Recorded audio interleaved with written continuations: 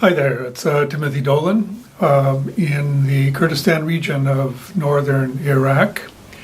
And moving on from sort of the thick of thin things in terms of the university culture and those minor issues, in my view, and maybe towards more consequential things. One of the things that I like to do in my courses is have the students have a direct applied experience in their education instead of merely learning about things. And in a particular course, Power and Society, I had the opportunity to have the students go out and do just that in a kind of a field study context. One of my students, who happens to be a Yazidi himself, looked at an orphanage that is located here in Duhok, again in Kurdistan. And it turns out that this particular orphanage includes substantial numbers of kids who were born of Yazidi sex slaves. I don't know if you recall this from the ISIS episode where they had swept in and captured very large numbers of Yazidis, slaughtered many of the men and took the women as sex slaves. The Yazidi community itself is interesting as a kind of a religious community. They are Muslim in more or less orientation. However, fellow Sunni Muslims and Shiites, for that matter, regard them as devil worshippers, and I will leave Wikipedia maybe to fill you in on that element. I'll just say that this stems from an interpretation of Genesis, where Lucifer is tested by God, who had just created man, and commanded the angels, the hosts of angels, to bow down before his newest creation. Lucifer did not, and it was interpreted in the Christian and most Muslim episodes, I suppose the Jewish too, that this was pride on Lucifer's part, and this ended up spiraling into the creation of the satanic side of our spiritual world.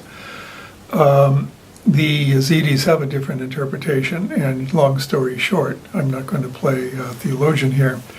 They saw that Lucifer's refusal to bow to God's creation was in fact a test by God, who well understood that the angels themselves being spiritual beings and humankind being mere mortal, it simply didn't make sense that they would be raised beyond that of the spiritual angels. So, again, theological discussion, but this has such a sense kind of degenerated, especially among the likes of ISIS, to be devil worshippers. So they were then given basically sanction to slaughter. Now, it's a closed community. Yazidis marry other Yazidis, and now that these sex slaves have had children, they've been placed in orphanages. The Yazidi community rejects them. The Kurds reject them. And by the way, the Yazidis are generally ethnic Kurds. They speak Kurdish. They are Kurdish in every other way except their beliefs. And of course, Baghdad, frankly, doesn't want anything to do with them as well.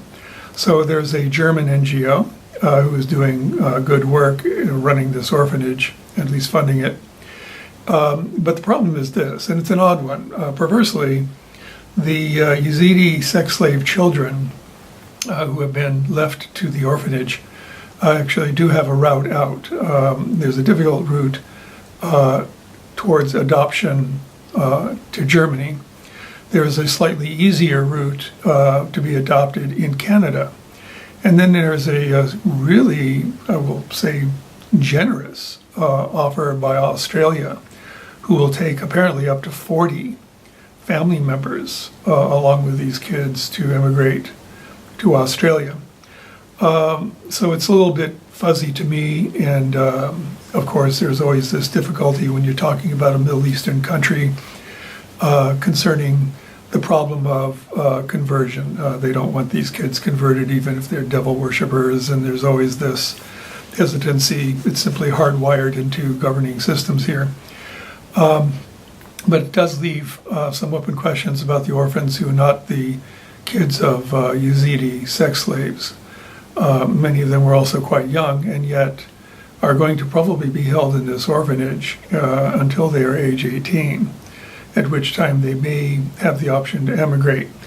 But that's the way things stand, and to me this is a far more serious issue, and one that I would very much like to become more involved with, if only to see if there are ways out for these folks, because right now there are 4-year-olds in this orphanage. If they have to wait there for 18 years, until they're 18, then it's a 14-year sentence in an orphanage. And it's not a horrible orphanage, but on the other hand, what orphanage is truly good? So, and especially over the course of 14 years, God knows where things will go in terms of sustainability and conditions generally. We just can't speculate. And of course, the sooner kids are adopted and brought into a good family, the better. There are complications. The conversion thing is one of them, among others. So just want to kind of put this out and maybe raise some awareness. If you care to give comment, that'd be great. I'm learning as I go along, but I am aware of this institution here in town and the current situation. And if I know more, that is, of course, factual, I will try to spread that. And again, maybe collectively we can find solutions. Thanks for listening. Tim Dolan signing off for now.